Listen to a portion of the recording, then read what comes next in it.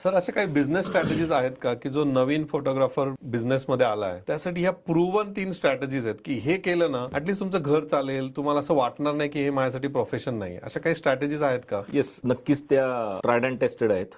पहिली गोष्ट म्हणजे सातत्य ठेवलं पाहिजे. फोटोग्राफी क्षेत्रामध्ये येत असताना सातत्याची खूप गरज असते की तुम्ही ती गोष्ट करत राहा ऑटोमॅटिकली तुम्ही परफेक्ट होता. पाण्यात उडी मारायला घाबरायचं नाही, मारल्यानंतर आपल्याला पोहता येणार आहे ह्याच हिशोबानं मारली पाहिजे उडी. दुसरी गोष्ट, मार्केटमध्ये काय चालू आहे आणखी मी ते वेगळ्या पद्धतीनं कसं देऊ शकेल ही गोष्ट बघितली पाहिजे. ती देत नाहीत. पारंपरिक विषय सोडून दिला पाहिजे.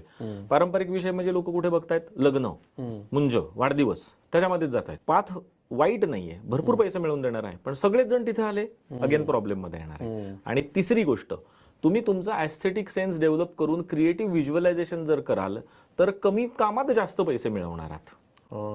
कारण जर म्हणजे मी किती असाइनमेंट्स करतोय आणि मला किती पैसे मिळत आहेत हा रेशो कुठेतरी कधीतरी आयुष्यात कॅल्क्युलेट करावाच लागणार आहे. मी रोज काम करतोय म्हणून मी हॅपी समजून चालणार नाहीये. तर मला असं वाटतं ह्या 3 गोष्टी आहेत, त्या 3 गोष्टींवरती जर आपण फोकस केला तर सक्सेस लवकर मिळू शकतो. आणि ह्या 3 गोष्टी आळस न करता कंपल्सरी स्ट्रिक्टली फॉलो केल्या पाहिजेत.